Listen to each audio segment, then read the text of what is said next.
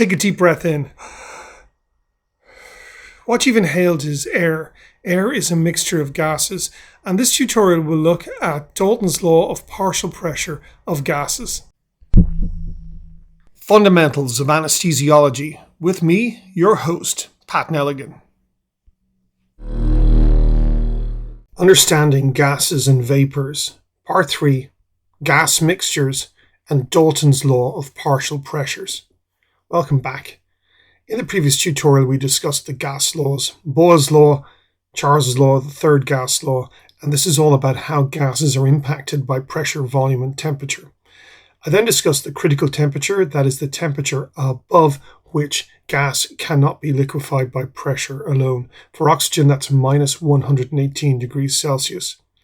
We then discussed oxygen storage in thermos flask type devices or cylinders, and finally nitrous oxide storage. You go to see Michelle on the labour ward and she is requesting an epidural. While you are discussing the procedure, she starts to get contractions. She reaches for a face mask, sucks in, and then feels immediate relief. What's going on here? She is inspiring Entonox. Entonox is a gas mixture. And in a mixture of non-reacting gases, the total pressure exerted by the mixture is equal to the sum of the partial pressures of each individual gas present. The partial pressure of the gas is the pressure it would exert if it alone occupied the entire volume at the same temperature. So the total pressure is P1, P2, P3, P4, etc. for different gases. The partial pressure of a gas in percentage terms is the partial pressure of the gas divided by the total pressure multiplied by 100. And this is Dalton's law of partial pressures. It's an absolutely essential piece of information that you need to know to practice medicine. Entonox is 50% oxygen and 50% nitrous oxide. The sum of the partial pressures of the mixture of gases always equals 100. So if you look at this particular cylinder of Entonox, its absolute pressure might, for example, be 100 kilopascals or 760 millimeters of mercury or 1 atmosphere or 1 bar. That means that within the cylinder there's 50 kilopascals or 380 millimeters of mercury of oxygen and the same amount of nitrous oxide. It's a 50% combination. Entonox, incidentally, is used on the labour ward for analgesia, and it can be used elsewhere. Sometimes we use it in the operating room to partially sedate a patient if you're having trouble putting an intravenous line. Of course, we breathe in a mixture of gases all the time. It's known as air. So let's look at what we breathe in. In the air that we breathe, there is about 78% nitrogen. This is inert in the body. It has no physiological function. About 21% is oxygen, and then about 1% is argon, carbon dioxide, and various other gases. And each of these applies a relative partial pressure. According to Dalton's law, that equals 101 kilopascals or 760 millimeters of mercury. That is the atmospheric pressure at ground level.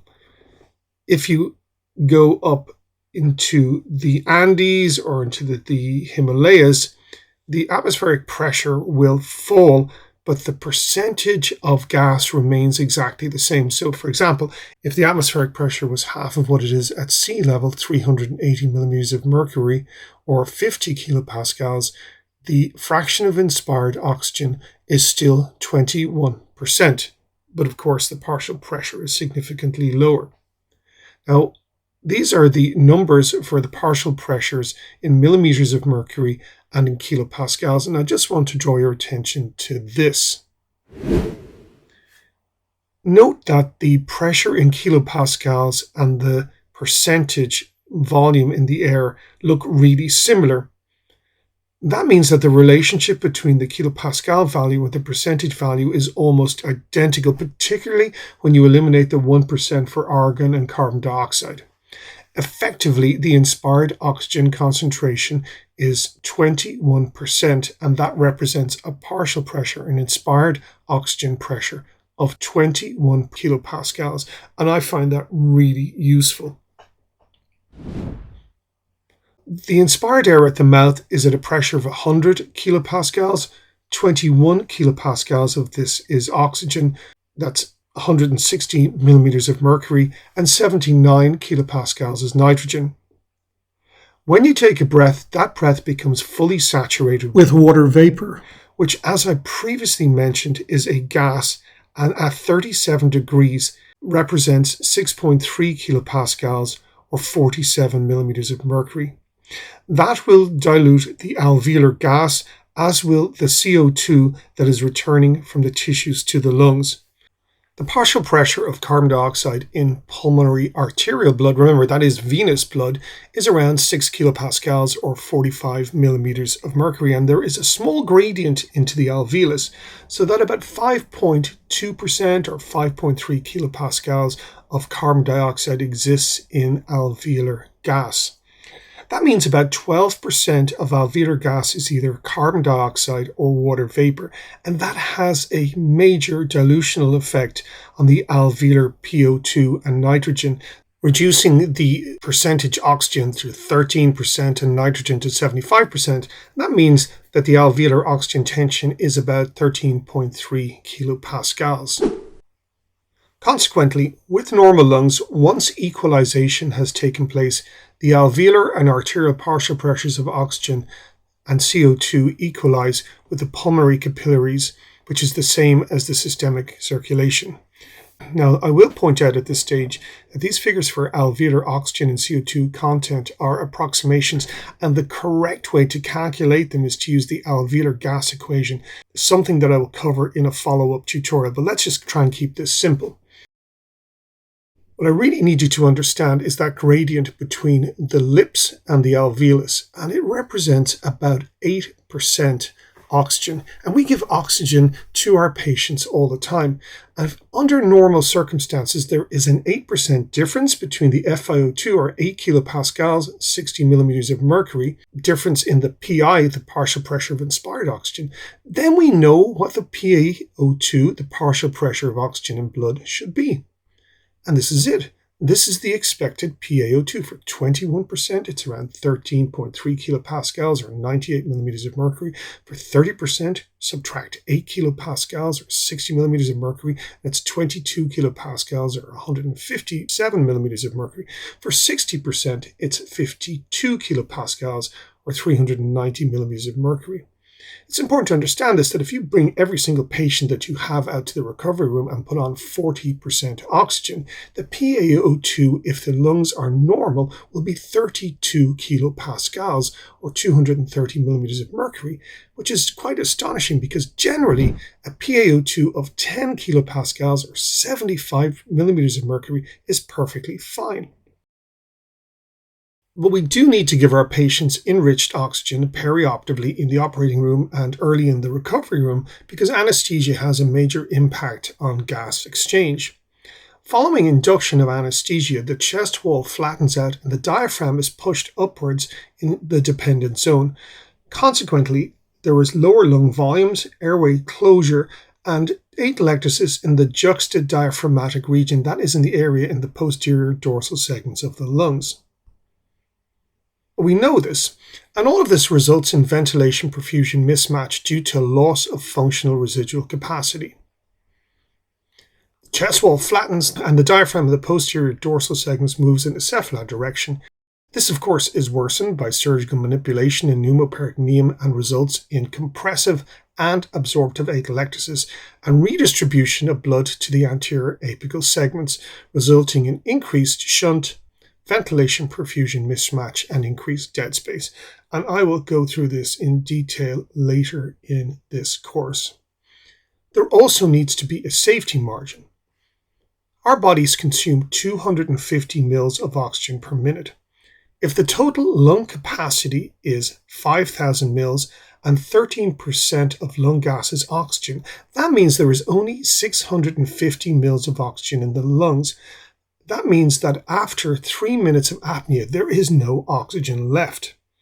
But it gets worse because the CO2 rises by about 50% in 4 minutes, and that CO2 increases the amount of carbon dioxide in alveolar gas displacing oxygen.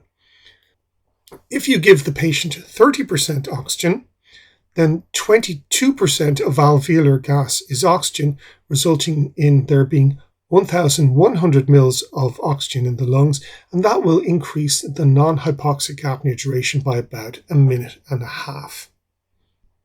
And this is important because if there is a problem with the airway, such as accidental extubation, the breathing system that might become obstructed, the heat and moisture exchanger that might become blocked, if the ventilator turns itself off, is turned off, or is powered down, or somebody unplugs it, if the gas supply fails, then the critical margin of safety is increased. Nevertheless, I think it's really important that you know precisely what inspired oxygen tension you're giving your patient in the operating room, and I find that anesthesia residents can be really sloppy on this. So here's a scenario where there's a patient in the operating room on a ventilator, so the end tidal CO2 is normal. They're receiving 2.2% sevoflurane and 6 liters of flow, that is a combination of oxygen and air, are being delivered. The patient is getting 30% oxygen and the rest is air. What is the FiO2? Well, it's not as simple as you might think. Let's work the problem. First of all, if we're giving 100% of gas, 2.2% of this is sevoflurane, so we're starting with a base level of 97.8% oxygen and air. We need to calculate out the total amount of oxygen and air, so it's 0.3 times 6, so of the 6 liters of total flow, 0.3, 30% of that is oxygen, and 70%, 0.7, is air. But of course, of that air, 0.21% is oxygen. And that works out at 1.8 plus 0.882, and you divide that by 6, and the result is 0.447. 0.447 is the inspired oxygen tension of the total flow of air and oxygen going in, but you need to reduce that by the percentage sevoflurane, so that's 97.8% multiplied by 0.447, so the FiO2 is 44%. It's much higher than you thought it was, isn't it? Take into account that extra oxygen you're giving with air. Let me explain one clinical scenario where this is really important. You're performing inhalational induction of anesthesia with 8% sevoflurane carried in a mixture of 30% oxygen and 70% nitrous oxide. I leave the flow rate out for simplicity. Let's look at what the patient is actually receiving. You're administering 30% oxygen, that's 30 kilopascals, 228 millimeters of mercury, and 70% nitrous oxide, 70 kilopascals, or 532 millimeters of mercury. Now that's coming out of the flow meter, but that gas is then diluted by 8% as it passes through the vaporizer. As a consequence, when the oxygen arrives in the alveoli, the percentage of oxygen is only 22%, or 22 kilopascals, 160 millimeters of mercury. This is essentially room air, and it gives you absolutely no wiggle room if you encounter an airway problem such as laryngospasm. So for gas induction, please use a higher FiO2 than this, particularly if using nitrous as a second gas. Finally, let's go back to Entonox. Entonox is curious because it has a pseudocritical temperature, and what that means is that its critical temperature is -6 degrees Celsius. The normal critical temperature for nitrous oxide is 36 degrees Celsius. For oxygen, it's -118. But when you put the two of them together, the cylinder contains a liquid at all temperatures above -6 degrees Celsius. But below that temperature, the gases separate. Nitrous oxide remains liquid because its critical temperature is 36 degrees, positive number, and oxygen is a gas. The oxygen exits the cylinder first, so the pregnant patient who's having her baby is taking the gas, thinking that she's getting analgesia, but isn't getting any because she's getting lots of oxygen. And when all of that oxygen is used up, 100% nitrous oxide is delivered, and this is extremely dangerous. We really don't want to be giving 100% nitrous oxide to somebody. So Entonox must be stored indoors in the winter. In this tutorial, we looked at Dalton's law of partial pressures and looked at air as the major example in this world. We then moved on to briefly look at a simplified version of alveolar gas content and the impact of anesthesia on oxygenation.